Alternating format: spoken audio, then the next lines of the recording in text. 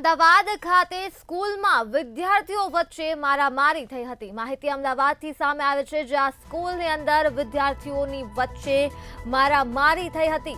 તો શાંતિ business school ખાતે આ મારામારી થઈ હતી। વિદ્યાર્થીઓના વચ્ચે જ ઉગ્ર બોલાચાલી બાદ આ મારામારી થઈ હતી। ત્યારે વિદ્યાર્થીઓના બે જૂથ વચ્ચે મોડી રાત્રે આ મારામારી થઈ હતી, જેના દ્રશ્યો સામે આવી રહ્યા છે। ત્યારે ઝઘડાએ ઉગ્ર સ્વરૂપ ધારણ કર્યું હતું। વિદ્યાર્થીઓ વચ્ચે આ મારામારી થઈ છે અને ગણેશજીની સ્થાપનાને લઈને ઝઘડો શરૂ થયો હતો। ત્યારબાદ આ ઝઘડાએ ખૂબ જ ઉગ્ર સ્વરૂપ ધારણ કરી લીધું। ત્યારે એક વિદ્યાર્થીએ પોતાના ભાઈને બોલાવ્યો હતો।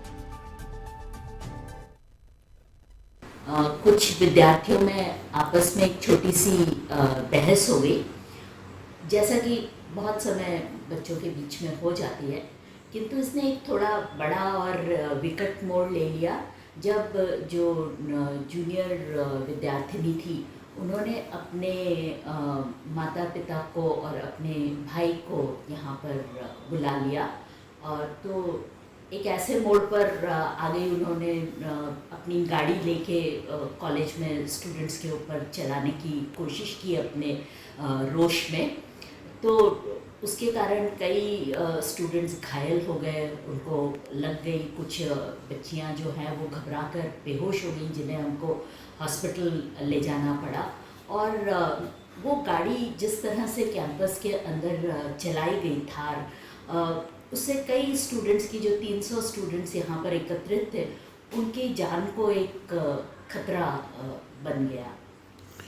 अब हमने, जैसा कि होना चाहिए, हमने पुलिस में इसकी रिपोर्ट की।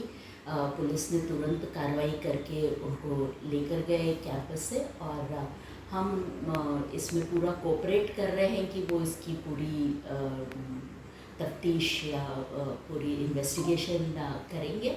અમદાવાદના શેલામાં આવેલી શાંતિ બિઝનેસ સ્કૂલ ફરીથી એકવાર વિવાદમાં આવી છે। જો વાત કરવામાં આવે તો ગણેશ સ્થાપનના દિવસે આ જે સ્કૂલ જે છે ત્યાં જુનિયર અને સિનિયર વિદ્યાર્થીઓ વચ્ચે બોલાચાલી થઈ હતી, અને ત્યારબાદ એક વિદ્યાર્થીની જે છે તેણે પોતાના પેરેન્ટ્સને અહીંયા બોલાવ્યા હતા, અને તેમના ભાઈ જે છે તેણે અહીંયા આવીને પોતાની થાર ગાડી જે છે તે અહીંયા ઊભેલા વિદ્યાર્થીઓ ઉપર ચડાવી હતી, ને જેમાં વાત કરવામાં આવે તો 13થી 14 વિદ્યાર્થીઓ ઘાયલ થયા છે। આપ જોઈ શકો છો, અત્યારે હાલ જોઈ શકાય એમ છે કે અહીંયા એ જગ્યા છે, જે જગ્યા પર થાર ગાડી જે છે તેણે વિદ્યાર્થીઓ ઉપર ચડાવી દીધી હતી, ને આ ઘટનામાં 14થી 15 જેટલા વિદ્યાર્થીઓ જે છે તે ઘાયલ થયા છે। સમગ્ર મામલો જે છે પોલીસ સ્ટેશને પહોંચ્યો છે।